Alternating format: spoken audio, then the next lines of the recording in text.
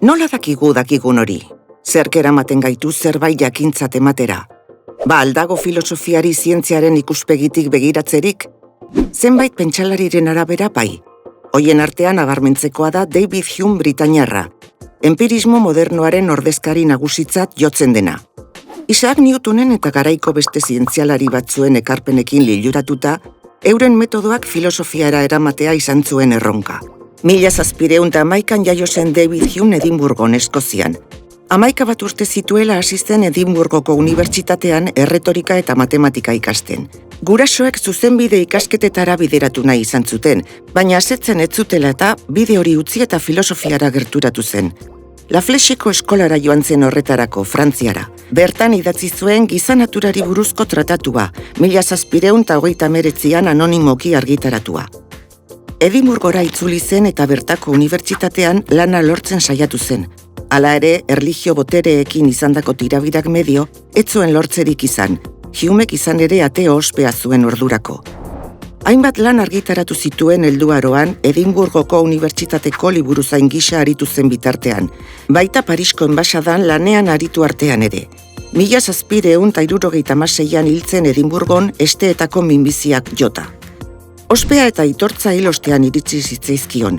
Immanuel Kant prusiar pentsalariak zerikusia izan zuen horretan, aitortu baitzuen Humeren lana irakurtzeak esnatu zuela bere amets dogmatikotik, eta horri esker egituratu zuela bere pentsamendu filosofikoa.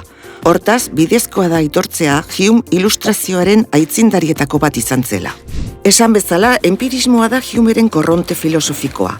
Empiristen arabera, giza ezagutza eta ideiak esperientzian oinarritzen dira. Gure ideiak ez dira berezkoak edo jaiotzezkoak. Horri zuri baten antzera jaiotzen gara, tabula rasa. Eta behaketaren bidez lortzen dugu ezagutza gero. Baina nola lortzen dugu ezagutza hori?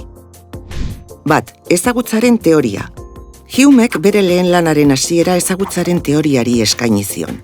Azterketa horretan, gizakiok modu zuzenean ezagutzen duguna adimeneko edukiak direla esan zuen, eta hautemateak izena jarri zien. Bi mota bereizi zituen hautemate hoien artean bizitasun mailaren arabera. Alde batetik inpresioak. Hautematerik indartsuenak dira, zentzumenen bidez jasotakoak. Zuzenak, momentukoak, indartsuak eta argiak dira. Sinpleak dira, zentzumen bakar batez jasotakoak badira, kolorea adibidez. Konplexuak berriz, zentzumen bat baino gehiagorekin jasotakoak badira, sagar bat esaterako. Bestetik, ideia leudeke. Hautemate ahulak eta nahasiak dira, inpresioen kopiak. Inpresioetan pentsatzen dugunean burura datozkigun ideia horiek dira.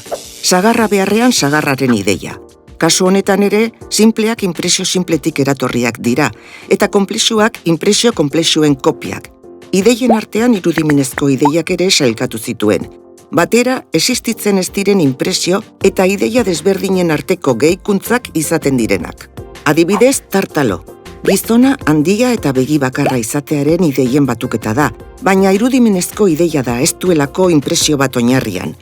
Horregatik, ideia baten errealitatea ziurtatzeko, zein inpresiotatik datorren egiaztatu behar da. Ideia sinpleen kasuan ez da problematikoa. Aldiz ideia konplexuen artean, inpresio konplexuetatik datozenak soilik izango dira errealak zientziarako. Humek idatzi zuenez, pentsalariak hitz filosofiko bat ideia bati lotuta ez dagoen susmoa baldin badu, galdera hau egin behar dio beti bere buruari. Ze inpresiotatik datori ideia hori? Eta ezin badu inpresio batekin lotu, hitz horrek ez du esan nahirik. 2. Kausalitateari kritika. Ezagutzaren teoriaren ariari tiraka, ezagutza mota bi bereizi zituen Humek egiazkotasuna frogatzeko moduaren arabera. Ideien arteko relazioen ezagutza. Ez dira esperientzian oinarritzen eta ez digute errealitateari buruzko informaziorik ematen. Logika, matematika eta sintaxia sartzen dira ezagutza mota horretan. Humeren iritziz, hoiek dira egiazko bakarrak. Gertakarien ezagutza. Behaketan eta esperientzian oinarritzen dira inpresioetan. Zerbait hainbat aldiz gertatzen dela behatu ondoren, hortik abiatuta orokortzeko baimena ematen diogu geure buruari. Eta beti gala izango dela ondorioztatzen dugu. Eguzkia egunero ateratzen ikusten dugunez, etorkizunean ere egunero aterako dela pentsa dezakegu orain. Hala ere, ezin dugu erabateko ziurtasunez baieztatu bigar ere atera egingo dela. Horrela erakusten du Humek, arrazoimenean oinarritu beharrean, ohituraz jositako sinesmena daudela sarri ezagutza deitzen diogunaren oinarrian. Bide horretatik gertakarien ezagutzari dagokionez, kausalitatearen erabilera zalantzan jarri zuen Humek. Bi ideiaren arteko lotura errepikatzen dela, hautemateak ez du etorkizunean ere hala izango dela iragartzeko balio. Ez baitugu, ez kausalitatearen eta ez etorkizuneko inpresiorik. Erraz uler daiteke baieztapen hori Humeren distipulo Bertrand Russellek asmatutako historio honi esker. Txita batek ikusten du egunero goizeko 8 baserritarra etorri eta janaria ematen diola. Egunak joan eta egunak etorri, beti berdin errepikatzen da. Kausa eta efektua lotzen ditu txitak. Ze gertatzen da ordea? Egun batean ez ustean txita bera bilakatzen dela janari. 3. Emotibismo morala. Etikaren inguruan ere gogoetatu zuen Humek. Ilustrazioaren aurretik teologia moral kristautik astertzen zen etika. Jainkoak ala nahi duelako jokatu behar omen da modu batera edo bestera. Ilustrazioan aldiz, erlijioak autoritatea galdu zuen. Zilegi zen galdetzea zergatik jokatu behar dut modu horretan. Humek gizakiaren azterketa zientifikoa burutu nahi zuen etikan ere. Horretarako, behaketaren bidez ikertu zuen, ea gure jokabideak arrazoimenetik edo sentimenetatik abiatzen ditugun. Eta ondorioztatu zuen morala sentimenduetan oinarritzen dela, edo bestela esan da barne inpresioetan. Alegia, ekintza bat onartu edo gaitzetxiko dugu, sorrarazten dizkigun emozioen arabera, ez arrazoiketaren bidez. Humeren ustez, arrazoiak grinen menpekoa da. Emozioak emango digu ekintza burutzeko bulkada eta gero, akaso, arrazoiak gidatuko gaitu.